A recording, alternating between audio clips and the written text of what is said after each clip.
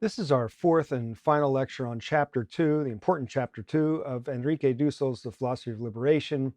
The chapter is entitled From Phenomenology to Liberation.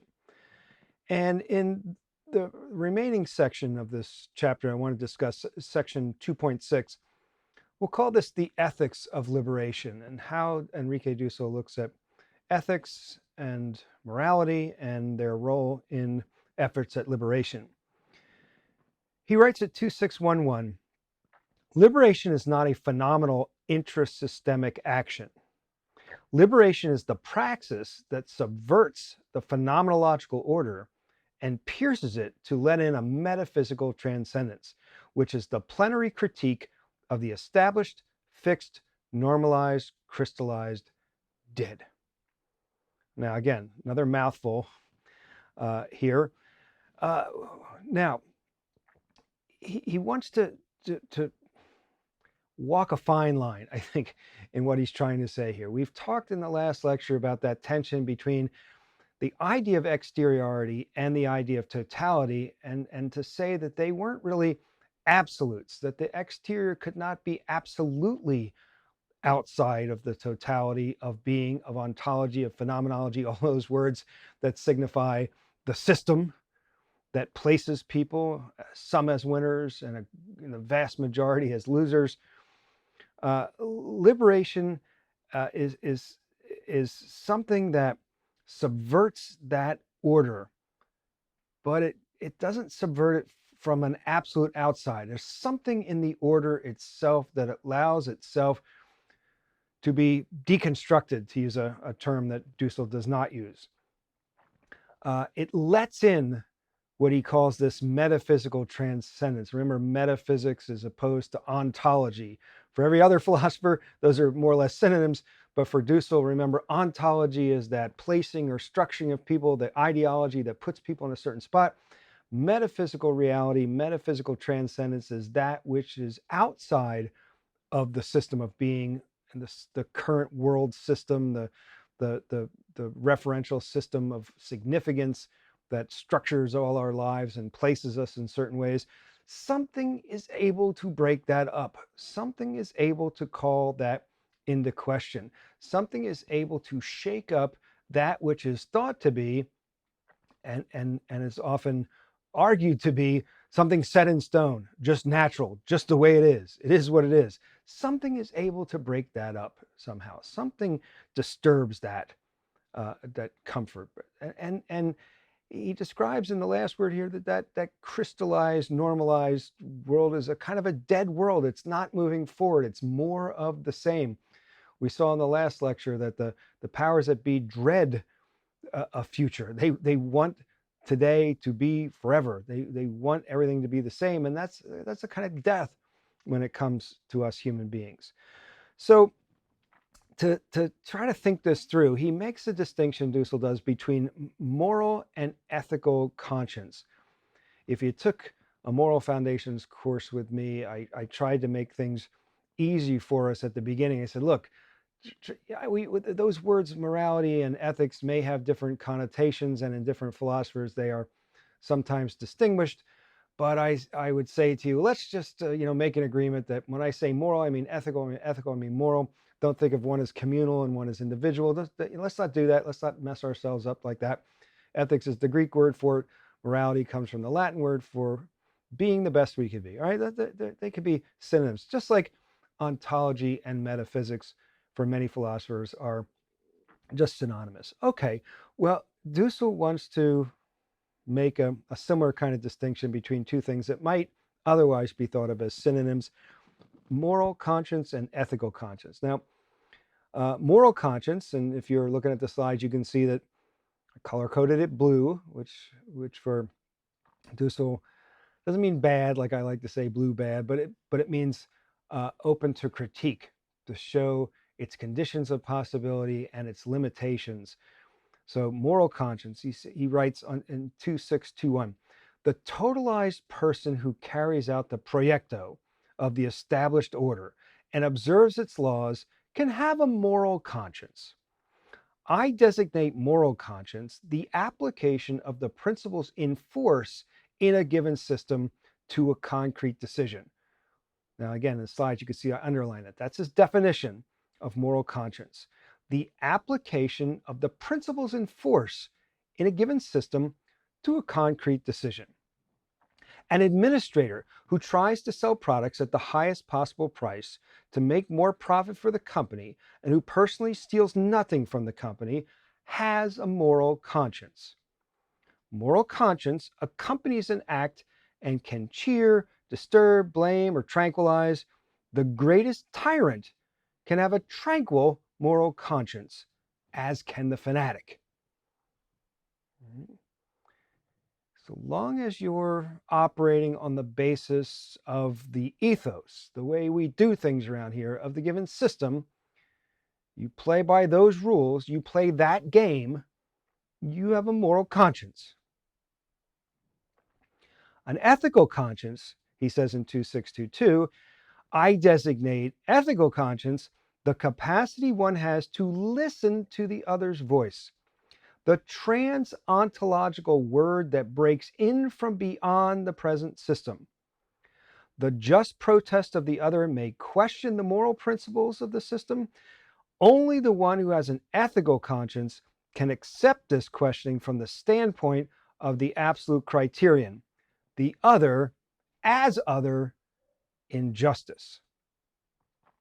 So I hope you can hear a little bit of the distinction here. The ethical conscience is allowing yourself to be open and vulnerable to the exteriority, to that which has been excluded by that system, that which is not covered under the moral conscience of the system, which allows you to neglect, to repress even, or oppress even, those that didn't fit nicely into the system. You could do that with a moral conscience. You were just following orders.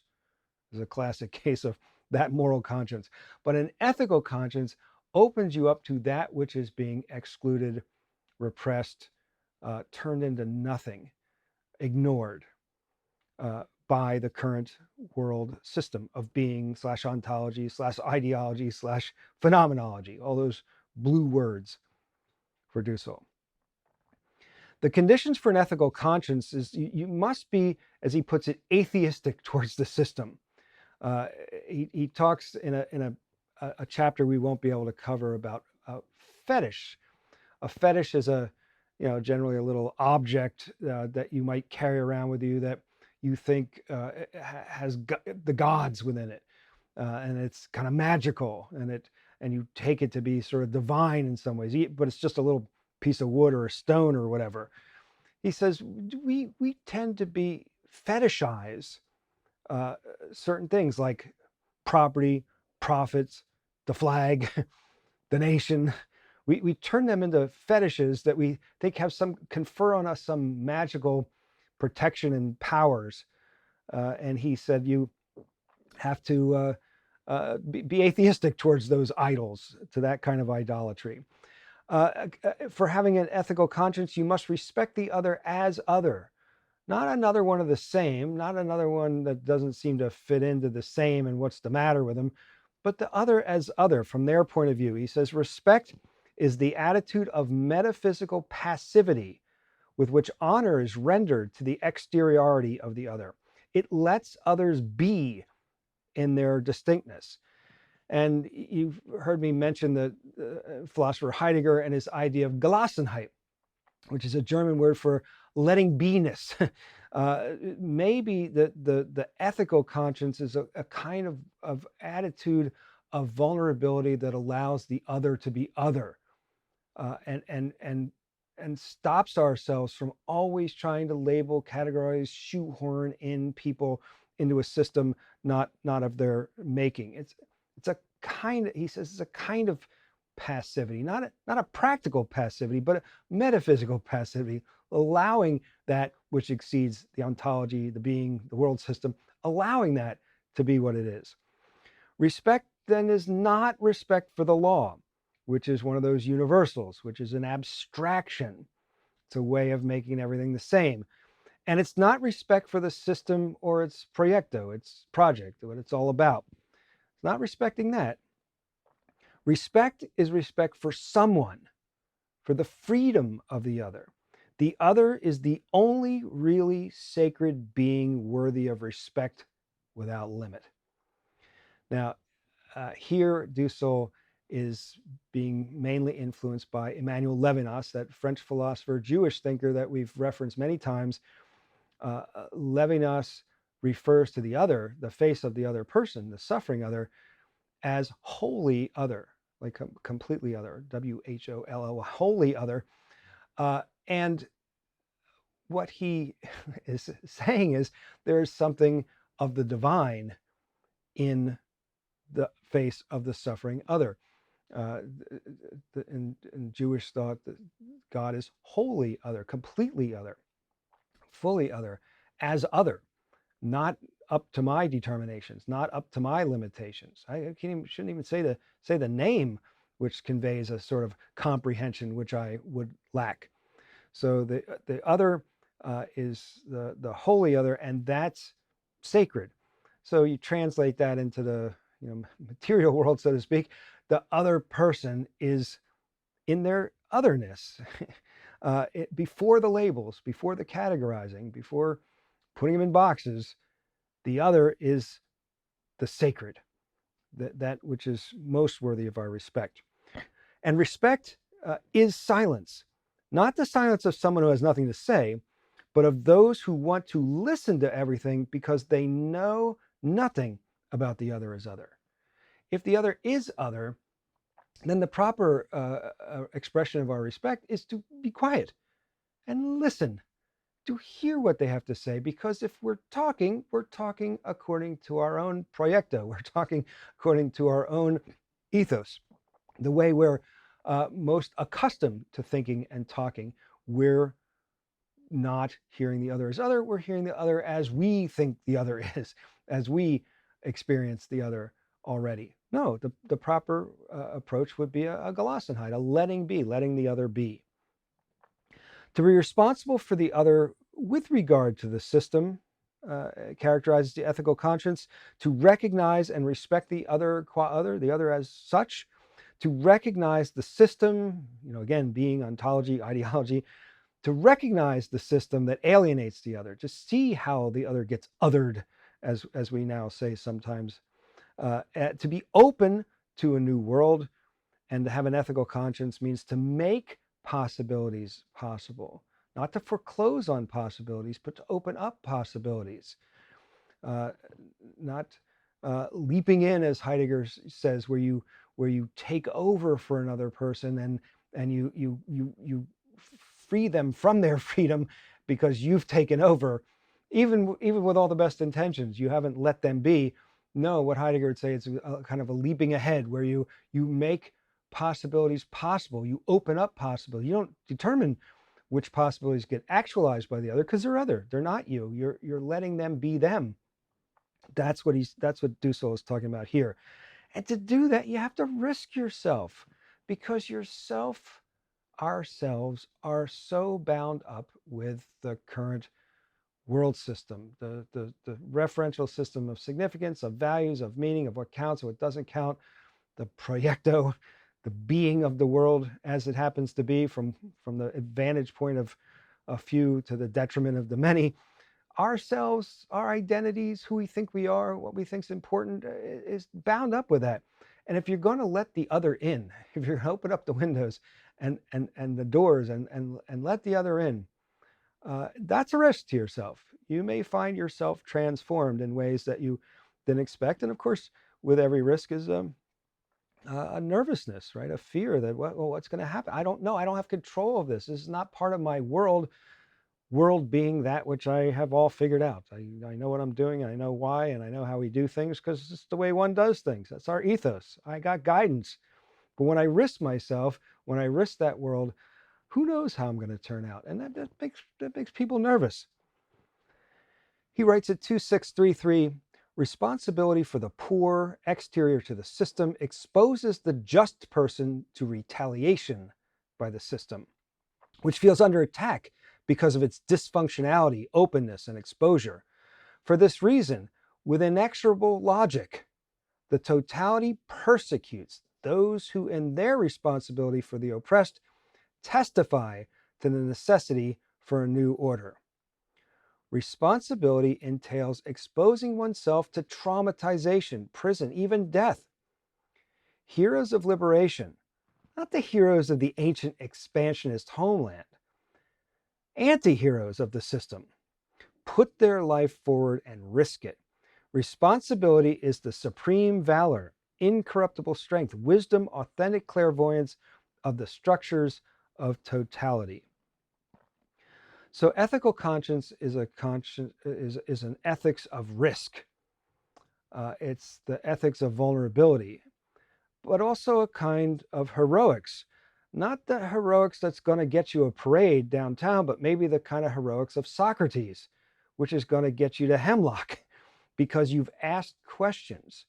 You've asked people to ask questions, and when questions are asked, the powers that be shake and tremble. And the just person will frequently, maybe always, find itself a target in a society like that. You'll be called names. You'll be called a stranger. You'll be called a traitor. You'll be called unpatriotic because you've given up the fetishes of the society and started to think for yourself and ask questions and let otherness in and deny the kind of false necessity it is what it is ideology of the current worldview. That's gonna put you in a difficult place. And Dussel saying, well, if you're going to have an ethical conscience, that's what it's going to take. It's going to be the anti-hero of your society. The heroics is an anti-hero according to the totality, but that's the heroics that are going to be called for. They won't be recognized as heroics by the society, but that's what it's going to call for. And what does that mean? That could get you punished, fired, failed, jailed, beaten, killed. That's what he's demanding of an ethical conscience. So to give equal time to another view, I have reproduced a little segment of a letter to Friedrich Engels, who was Karl Marx's colleague. They wrote the Communist Manifesto together. Engels wrote a lot of the things that have Marx's names on it, as a matter of fact, but they were revolutionaries. And Engels, like Marx, was always fighting the battles of liberation. And he got a letter, Engels did, from his brother-in-law. And here's what his brother-in-law had to say to him. Dear Friedrich, if you had a family and worried about them like me, you would change your restless life. And in the friendly circle of your loved ones, you would gain more from this short life than you ever can receive from a heartless gang of cowardly, ungrateful troublemakers.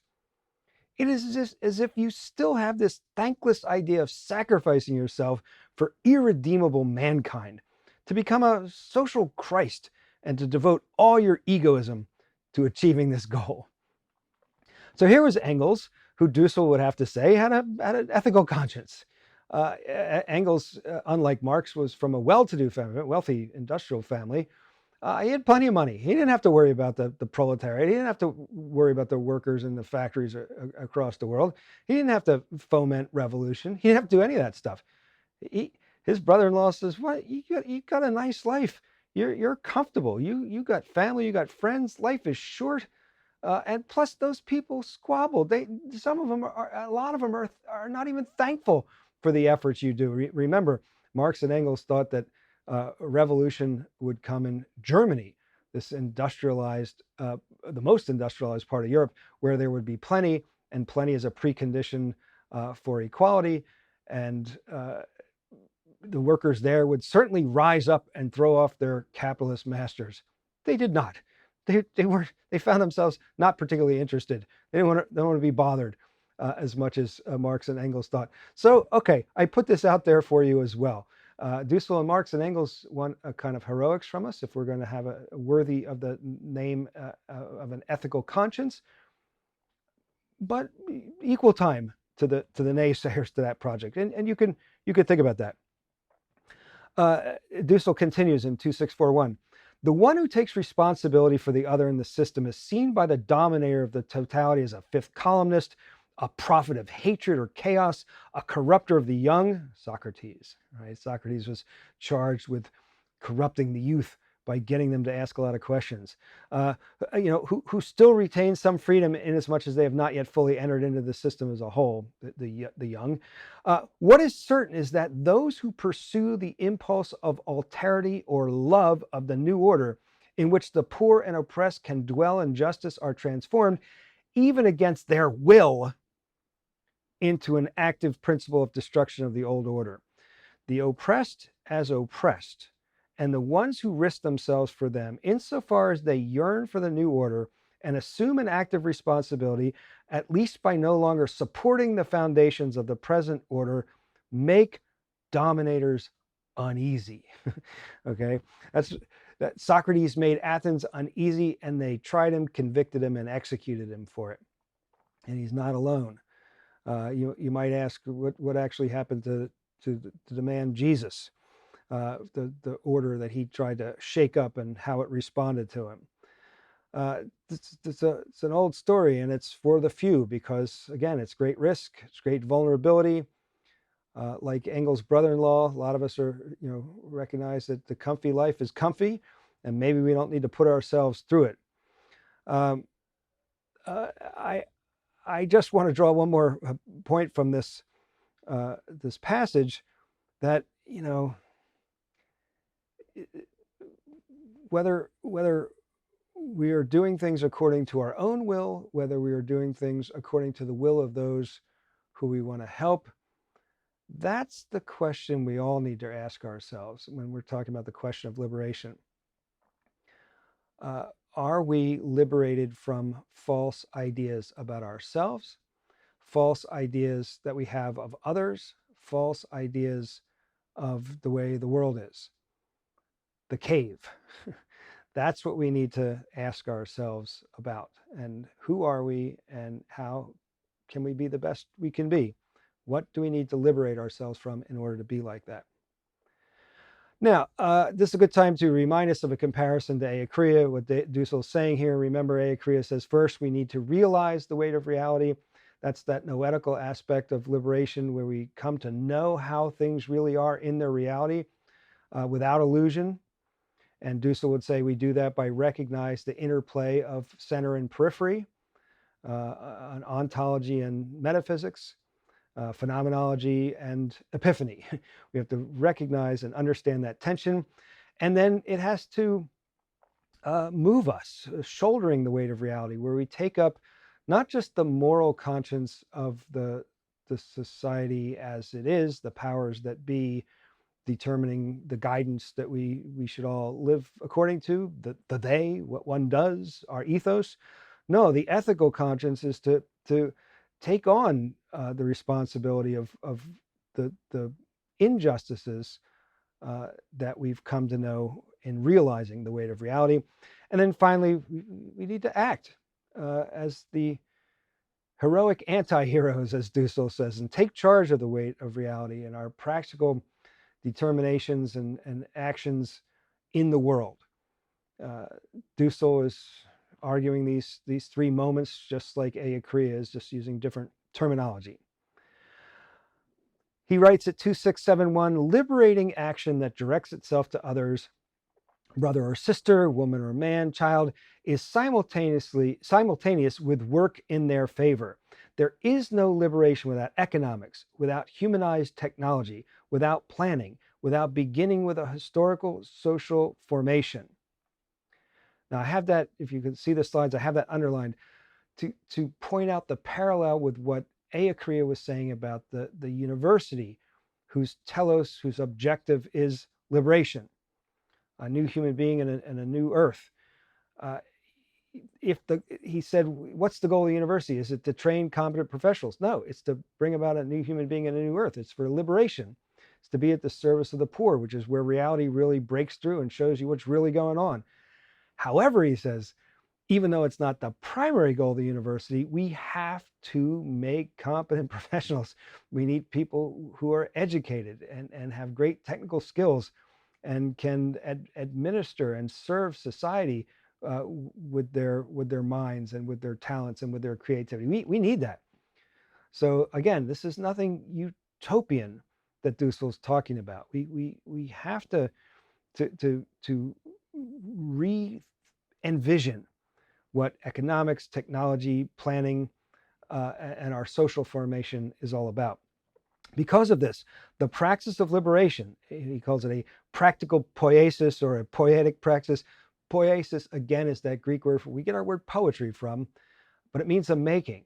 A poet doesn't report on things. It's not the newspaper. A poet makes things, creates worlds with her words. Well, that's what he's talking about here in liberation. It's a poiesis, it's a making, a practical making.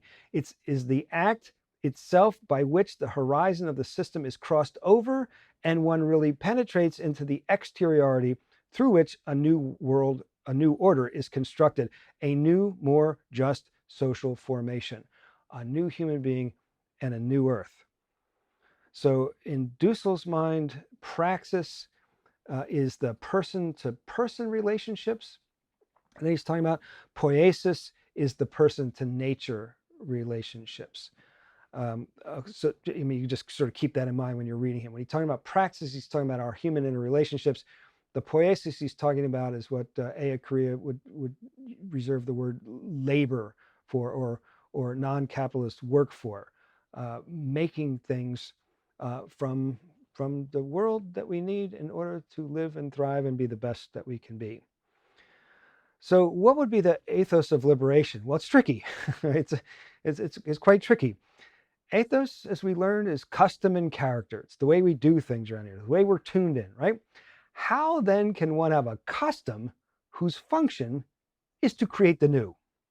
How can anyone become habituated to what is always new? Is it possible to have a habit of the unique, the unrepeatable, as Caputo would call the singular, liberation from a given situation of oppression? If there is such a virtue, we must know how to distinguish it from the vices masquerading as virtues in the prevailing totality. We talked about that previously.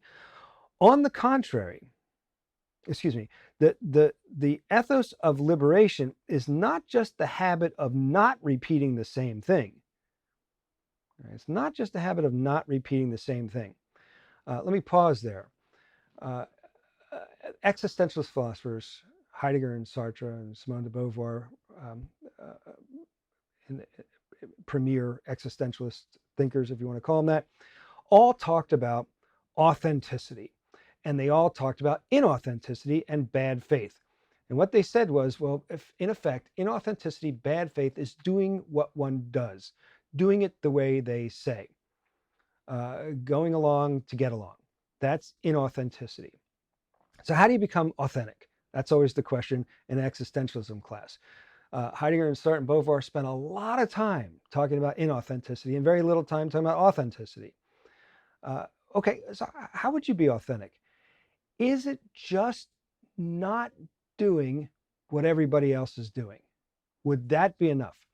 And people coming to existentialism for the first time think that's the answer. If inauthenticity is going along with the herd, doing what they do, doing what one does because one does it for no other reason, if that's inauthenticity, not literally being yourself. In the word authentic, you can hear the Greek word autos, which means self.